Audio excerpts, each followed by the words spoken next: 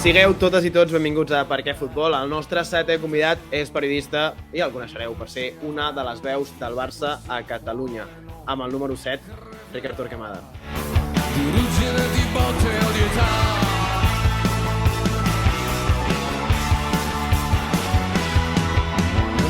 Hola Ricard, benvingut a Per què Futbol, el podcast que reivindica les baixes passions, un podcast amb la col·laboració del Diari de Barcelona. El Ricard el coneixereu, evidentment, per ser el director de la TDT i durant molts anys ser la mà esquerra del Joaquim Maria Pujal a la TDP. I ara, com veieu per aquí, també s'ha iniciat el seu projecte en el món digital i és el creador de Bootroom. Així que, feta la presentació, Ricard, benvingut. Com estàs?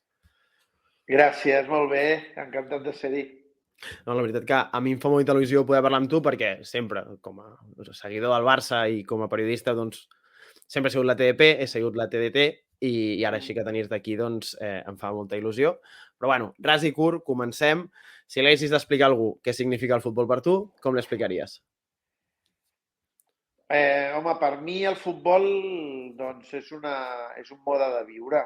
Des de molt petit diríem que ha estat com el meu fil argumental de la meva vida, del meu present. Jo recordo quan era petit que si al vespre hi havia un partit de futbol que pogués veure, que aleshores no es podia veure el futbol que es veia ara, el dia tenia un altre color. Jo estava més content, tenia la sensació que hi havia alguna cosa divertida per tancar el dia que jo ja tenia assegurada, no? Era com un estímul. I després sempre m'he mogut amb el futbol com a línia de vida, no? Et sabria dir gairebé què m'ha passat a la vida coincidint amb mundials o amb Eurocopes o on era en aquell moment. Ara ja tinc 50 anys, doncs perfectament gairebé et podria repassar doncs, la meva vida en cicles de mundials. O, per exemple, no, amb èxits del Barça futbolístics també, després amb la meva etapa professional i a vegades doncs, el calendari vital me'l marca el futbol, no? Quan em llevo i aquest vespre que hi ha o que no hi ha o que podré veure. I bé, és una manera de viure que em dona... O sigui, que jo la necessito. Vull dir, no he viscut una etapa sense tenir el futbol com a referència i crec que la necessito per viure. Molt bona saga inicial. Et volia preguntar si ets d'aquelles persones que per ell l'any va en relació al calendari de temporada o perquè jo crec que ens passa bastant que els anys els recordes una mica, doncs, és la temporada 2021 i va passar, doncs, coses de l'any m'han passat entremig d'aquestes temporades. Sí, el que passa és que jo crec que amb l'edat tinc més memòria a llarg termini que a curt termini i amb l'edat hi ha un moment que, clar, també per una qüestió vital de ser pare, m'imagino, de tenir altres qüestions vitals a la vida, vitals per mi, molt importants, que m'ocupen molt de temps, hi ha un moment que acumules, ja no les tens tan periodificades, ja no tenen aquella petjada, no? Sí. Formen part del dia a dia i arriba un moment que selecciones més el valor del futbol. Quan no tenia fills, per exemple, doncs m'era més fàcil, no? Era la meva principal passió. Ara, clar, ara està repartida, per dir-ho d'una manera. I aleshores sí que és veritat que als últims temps, doncs, te n'adones que vas passant partits i aleshores em diràs la temporada 2020-2021. Doncs em costarà molt més ara ubicar-la que si parlo de la 2010-2011 o si parlo de la 2008-2009 o fins i tot si parlo de la 2003-2004. Vull dir que ara som en un moment també que els últims anys han passat moltes coses molt ràpides i és més difícil per mi col·locar-les. Sí que és cert que aquests últims anys han sigut... Ha passat de tot a Can Barça, però tornem a potser a una plana més general. Per què creus que a vegades costa tant d'entendre la passió que hi ha pel futbol? O sigui, perquè jo tinc la sensació que a vegades només la mirada és cap a... és que és una cosa supervisceral i la gent es torna boja en relació a això i no té cap sentit. O sigui, per què crec que la gent ens mira així o per què crec que som així? Per què creus que la gent ens mira així i després, si vols respondre per què som així, doncs... O sigui, la mirada que té No, la gent envers nosaltres. ja, perquè hi ha gent que no té aquestes passions. Jo crec que hi ha gent que viu sense tenir aquestes passions. Per mi això és un regal que ens ha donat la vida, és un privilegi. No tothom té un motor que el mogui diàriament. Jo a vegades penso en gent que no té la passió que tinc jo per un esport, per exemple, com pot viure, què el motiva, què l'estimula, més enllà de les coses que tenim tots. És a dir, hi ha coses que les tenim comunes, la família, els pares, però després a mi em mou una passió que després s'ha convertit en un ofici, que això també és una cosa que és interessant. A vegades, o sigui, en el meu cas, per exemple, que la passió s'hagi convertit en el meu ofici és un regal, perquè el dia que em mori hauré viscut, diríem, amb màxima passió la meva il·lusió, però també és un problema, perquè de cop i volta se t'ajunten dues coses i és difícil separar-les. Aleshores, tens el futbol com a feina, però també com a oci. No? Aleshores, clar, no et mous d'allà, perquè quan deixes de treballar, però si vols consumir alguna cosa des del punt de vista no professional, no tens temps per altres coses, no? O sigui, a vegades tenir aquesta separació també és interessant i jo, per exemple, no la tinc. A vegades m'agradaria poder-la tenir, no? Perquè és que, si no, clar, no tinc temps. Necessitaria moltes més hores de les que tinc per veure tot el que vull veure o per assaborir tot el que vull assaborir. Aleshores, clar, la gent ens veu amb un punt d'inquietud o de curiositat de com pot ser que aquesta gent això els signifiqui tant, no? Com pot ser que per ells sigui tan important. I jo crec que és la mirada de qui no té la sort de tenir aquest privilegi. Doncs sí, jo crec, mira, això, de les coses que has dit, una, amb l'Andrea Orts, que va ser la segona entrevistada, tercera, segona, bueno, ho poden buscar als programes, ja sabeu on són, Spotify, iVoox, tal, ho podeu buscar allà. L'Andrea ens explicava això, que ella arribava a un punt que, clar, veu molt futbol, viu d'això, perquè al final ha d'analitzar tot el futbol, el programa europeu per buscar futbolistes i tal, i que arribava a un punt que la desconnexió, li era difícil com desconnectar perquè s'ho passava molt bé, però alhora treballa allò i era com, la manera que tenia ella de desconnectar era veure partits d'altres lligues en què ella no hagués de buscar cap futbolista, perquè ens explicava, per veure tal jugador ho veig per dos, perquè jo què sé, en 45 minuts puc condensar. Doncs un partit que quan jo em vull relaxar veig 90 minuts sense l'ordinador ni el mòbil per intentar, doncs, almenys gaudir intentar desconnectar una mica de tot això, perquè és això. Si és la teva passió, a vegades doncs, es fa com difícil trobar l'equilibri. També et volia preguntar, doncs, una mica també del que parlava abans de la visceralitat, és que jo crec que com es fa una anàlisi intentant trobar aquest equilibri entre visceralitat i racionalitat? Perquè jo crec, ja et dic, és el que et deia abans, des de fora, que els seus anàlisis sempre com tenen el punt, l'equilibri entre les dues coses i que jo crec que a l'hora d'escoltar i entendre les reflexions del que li passa al Barça, crec que els teus anàlisis sempre tenen el punt exacte de tot això. Llavors, com ho fas o com ho expliques o com és la teva mirada envers això perquè no s'escapi més una cosa que l'altra? Bé, primer perquè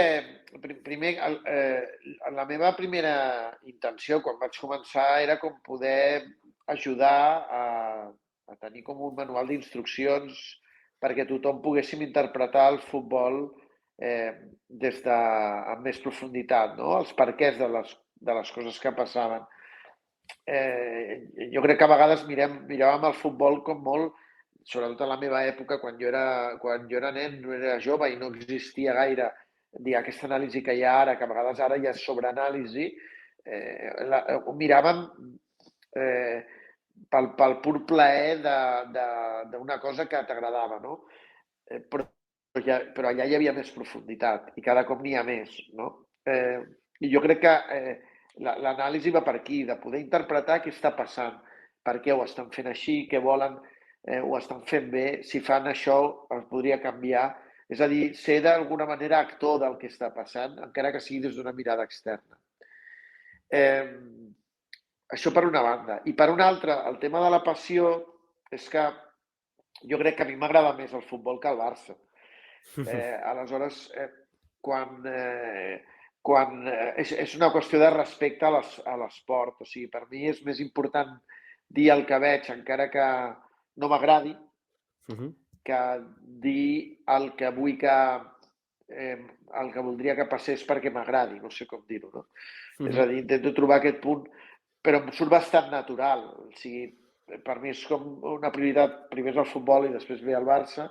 Si futbol i Barça van de la mà, perfecte, però si no, doncs primer hem de trobar el punt d'equilibri, perquè des de la passió, des del que voldries que passés, des de que a vegades a tothom se li escapa perquè tothom està jugant al partit. Hi ha moments en què, ostres, no deixes de tenir aquell punt de competitivitat contra el rival, que et pot fer ràbia una situació que el rival faci, però has de controlar-ho, perquè en el fons tu el que estàs intentant és interpretar des de les regles del futbol, empatitzar amb el rival, encara que en aquell moment sentis certa animadversió, perquè també estàs de posar en el seu lloc de cara a competir per tenir una mirada més global. Si només mires des del Barça, clar, la mirada és una mica esbiaixada i has d'intentar empatitzar, jo crec, amb tots els sectors, amb l'àrbitre, amb el rival,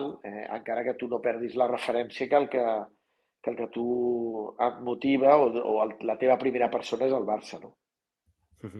És difícil això de buscar aquests punts d'empatia, això, en aquest moment una mica de frenesí o de desenfre. Però, mira, parlaves de futbol i Barça anant de la mà, i jo et vull preguntar, com he comentat abans de fora càmeres, que a la TDP, doncs, durant molts anys heu aconseguit, i a la TDT, que futbol, Barça i català vagin de la mà. Llavors, jo el que et volia dir és com s'aconsegueix arribar a crear aquest producte i que durant tants anys funcioni i que sigui tan important tant el català com transmetre la importància de l'idioma. És a dir, no només parlar del Barça en català, sinó que l'idioma creixi i pervisqui. Mira, això tot el mèrit és del Puyal. Jo, en el fons, m'he educat en aquesta manera de fer i acabes sentint-la com a pròpia, però perquè algú te la ensenya o algú te la incorpora.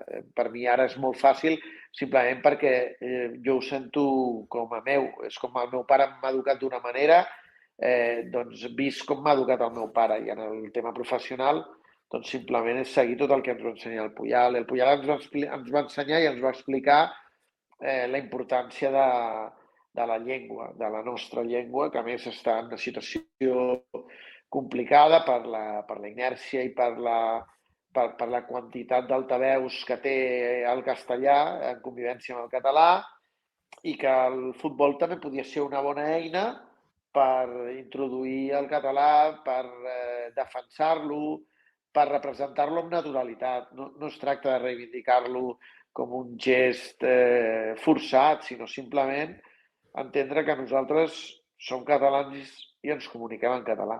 I com que som catalans i ens comuniquem en català, doncs hem de tenir un gran respecte a la llengua i hem de cuidar-la. Som prescriptors. Per tant, tot el que diguem nosaltres, d'alguna manera, té un efecte en la persona que ens sent. Com que ens escolta molta gent, encara hem de ser més responsables i hem de ser prudents, i per això tenim a l'equip aquesta consciència i aquesta responsabilitat respecte a la llengua. Pensa que a qualsevol reunió que fem, més enllà de parlar de contingut, sempre hi ha un moment de parlar de llengua, de possibles errades que hem fet lingüístiques a la transmissió, de dubtes, de per què ho hem dit així, si això està bé o no està bé. Hem de cuidar-ho cada dia, perquè si no ho cuidem cada dia, el sistema, tal com està organitzat, diríem, ens va raconant, ens va confonent sobre si... I a vegades pensem que diem coses bé perquè la inèrcia ens ha portat a dir-les d'una manera i no estan ben dites. I ningú no ens ajudarà amb això. Per tant, depèn de cadascú de nosaltres. I per tant, simplement el que fem és mantenir, diríem, l'herència que el Puyal ens va deixar i sobretot el que ens va marcar ell, no? Una mica el camí. Clar. I en relació al Puyal, com han estat aquests, que ara ja fa aquesta és la quarta temporada sense ell, com han estat aquests 4 anys?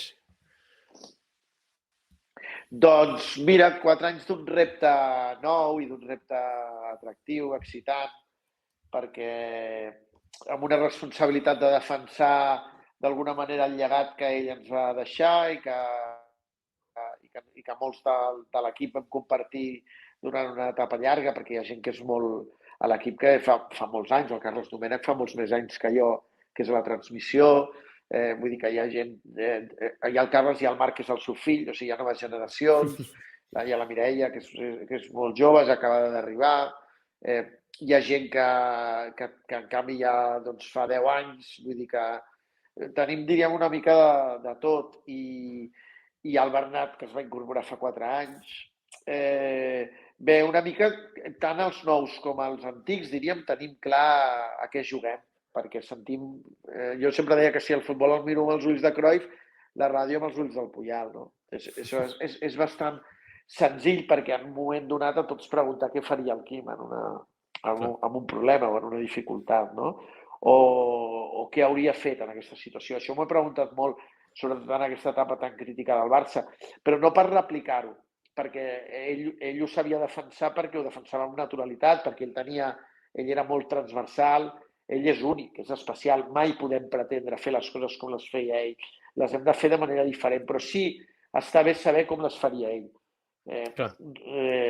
per saber exactament on t'has de moure i per saber que el nostre rol és diferent. Justament la transmissió vam canviar el model perquè sabíem que no podíem substituir-lo, perquè és insubstituïble. I aleshores és una etapa diferent que només té el propòsit de divertir-nos, passar-nos-ho bé, i que jo crec que és la millor manera que la gent que hi ha a l'altra banda també s'ho passi bé, de donar continuïtat a la comunitat que el Quim va crear, gent molt fidel, i intentar parlar de futbol, que això sí que és la meva marca, que és una mica la meva petita aportació, el petit granet de sorra a la TET, que és enfocar-ho més al futbol, perquè és on jo em sento còmode. Totalment. I mira, abans de passar ja a la següent part del programa, et volia preguntar, doncs, per això que deies de com, aquesta mirada, no? El Puyal com ho faria i tal. En aquests mesos que han passat tantes coses, no has tingut com una certa angoixa de dir, jo tinc aquest altaveu i, ostres, depèn de com abordi aquest tema o l'altre, doncs potser és complicat, controvertit, no sé, saps? Vull dir, han passat moltes coses en molt poc temps. Sí, angoixa no. La veritat és que ara ja fa molts anys que vaig començar amb el Puyal fa 23 farà, doncs en el fons són 19 més 4, i angoixa no, perquè jo ara em sento molt tranquil i molt segur fent el que faig i sense la necessitat de defensar un estatus, no? Simplement gaudint-lo. Però sí que responsabilitat, sí, perquè hi ha hagut èpoques, han estat èpoques difícils i sí que havíem de trobar el moment adequat per dir allò que pensàvem que era adequat. I això no era fàcil, no? Jo tampoc no hi estava acostumat i hi ha hagut de seleccionar moments per llançar missatges, no? Però bé, això ho hem decidit col·lectivament i després jo he posat la meva firma, però a la TET ara això ho compartim tots. Quan l'equip m'ha dit hauries de dir alguna cosa, doncs ho hem preparat i ho hem dit. Si jo veia clar que aquell no era el dia, doncs no ho he fet, però com que treballem també sota el sistema i el mètode que el Quim ens va marcar, que és la revisió constant del que fem i del que hem de fer, doncs és més fàcil perquè compartim molt, ens comuniquem molt entre nosaltres i aleshores en el fons això t'ajuda a que quan fas una cosa et sents molt acompanyat, molt recolzat, molt representat pel grup i això et dona seguretat. Clar, totalment. Aquesta força grupal, doncs, sí, ja entenc que al final és aquest reforç per fer el pas endavant. Doncs explicant ja la baixa passió del Ricard, fem un viatge en el temps i obrim el bagul dels records.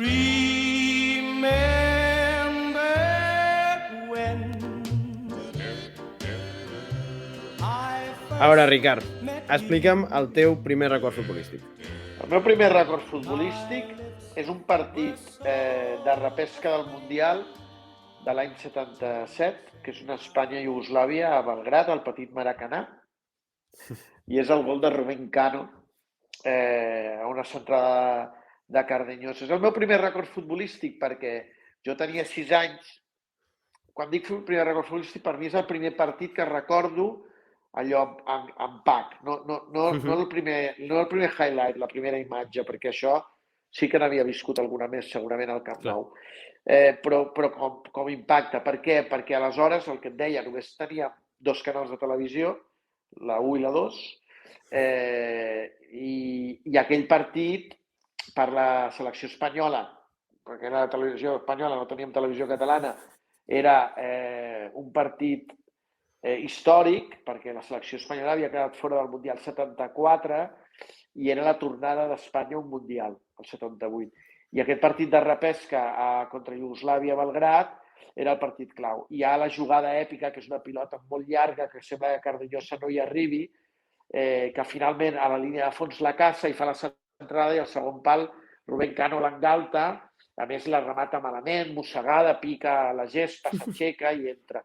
És un dia que quan substitueixen el Juanito fa un gest cap al públic, llença una ampolla, li cau al cap, hi ha un punt d'èpica, hi havia el Botano allà fent-li una entrevista al Juanito allà quan rep el cop d'ampolla, i va ser un partit que el van veure en directe i el van posar el dia següent i l'altre, o sigui, van fer diferents redifusions.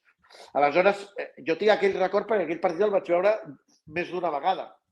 I perquè, clar, tenia la sensació que si el repetíem tant era perquè era un moment important. Clar.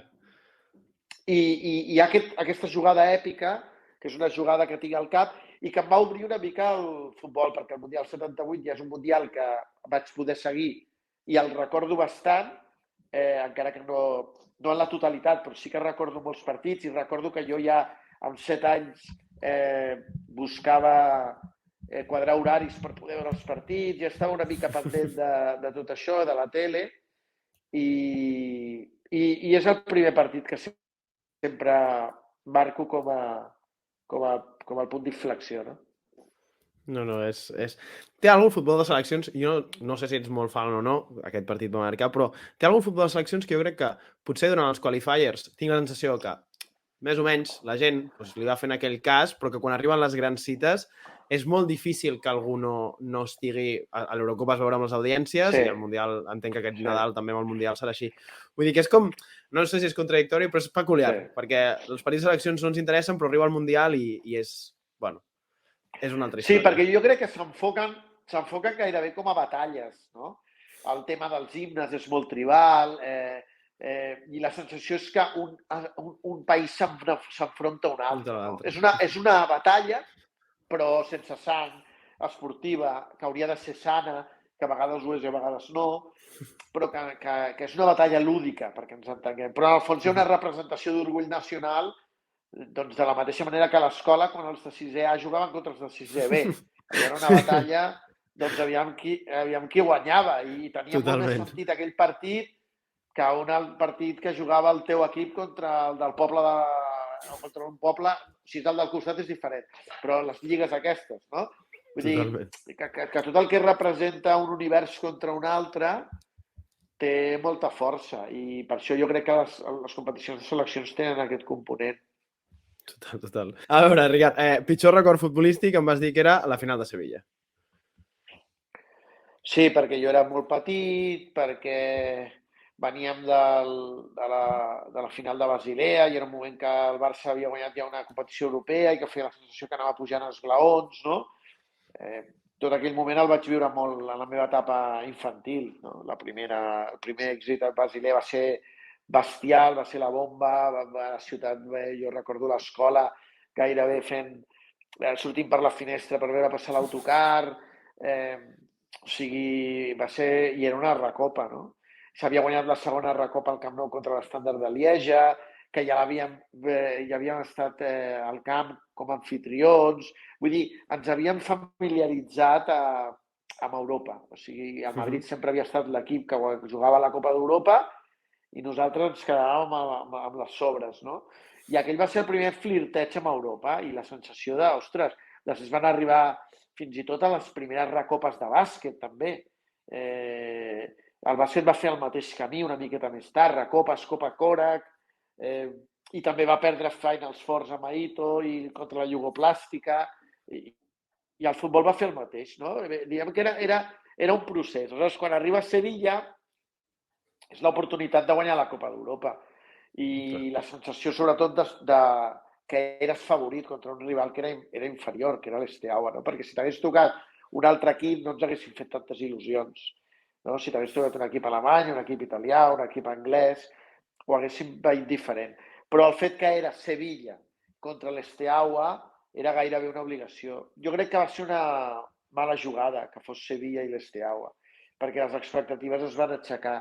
Com que veníem dels èxits de la Recopa, va haver la sensació que era el moment, no? I el moment no el decideixes tu, el moment el decideix el futbol i la història. I aleshores, clar, tot va ser molt cruel, perquè eres favorit, jugaves a Sevilla, ho veies a tocar, empates el partit i quan arribava la tanda de penals no en fas ni un.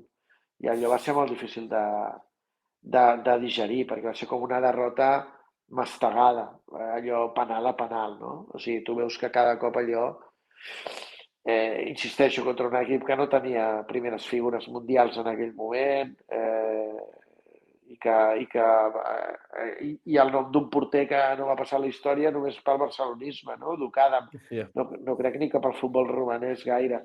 Bueno, sí, perquè va guanyar aquella Copa d'Europa. I aquell va ser un cop, perquè va ser la primera decepció futbolística de dir uau, però és que aquí només hi ha il·lusions i alegries. No, aquí també hi ha hòsties. O sigui, aquí això és tan important que t'altera el teu estat emocional, no? Tens pujades i tens baixades, i tens caigudes. Clar, i això també...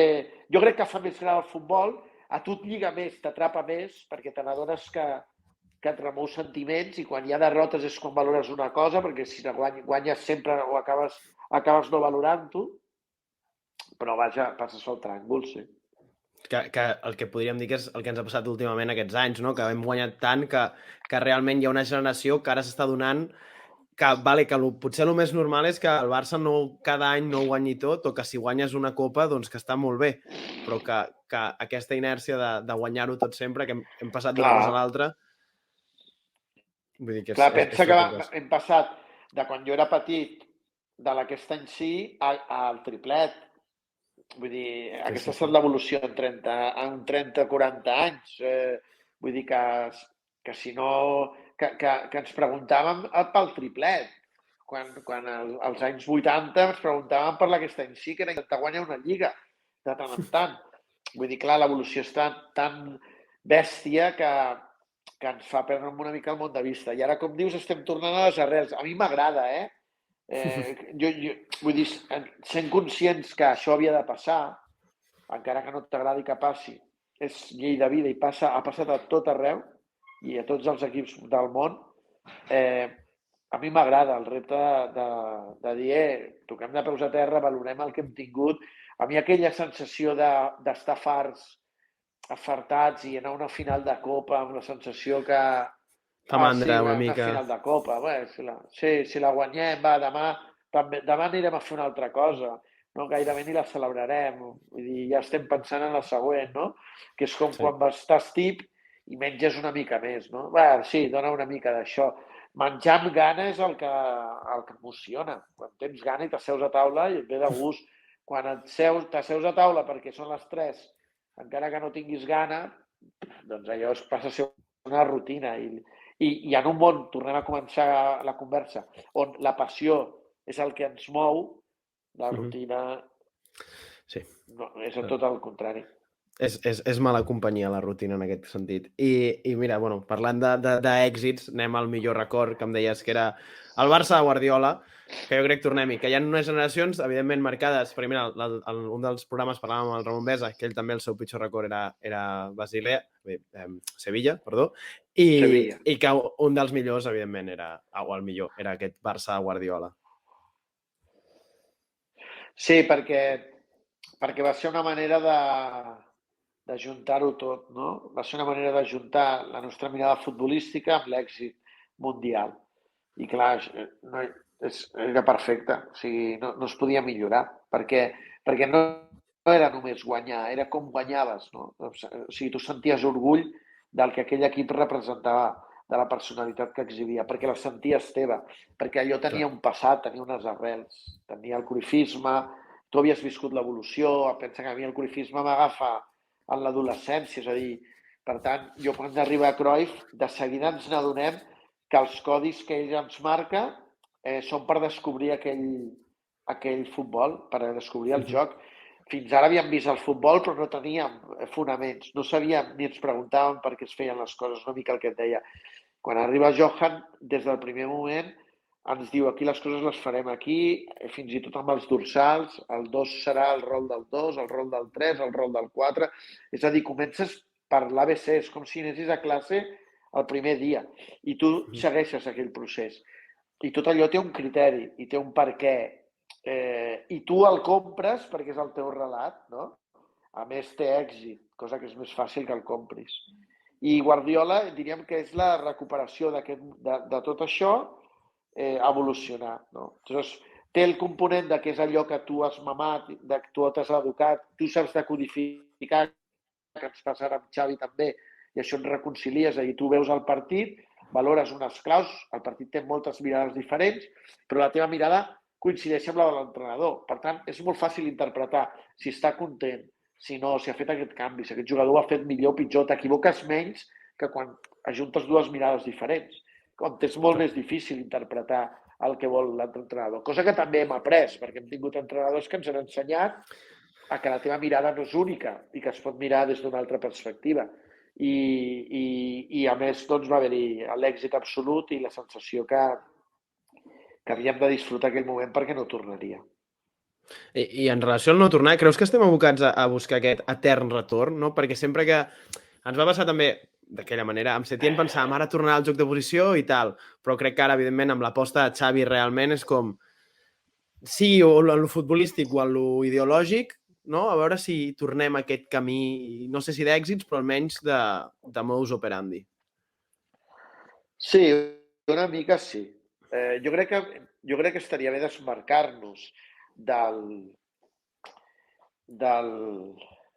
final del camí. És a dir, una cosa és tornar a allò que nosaltres ens sentim representats.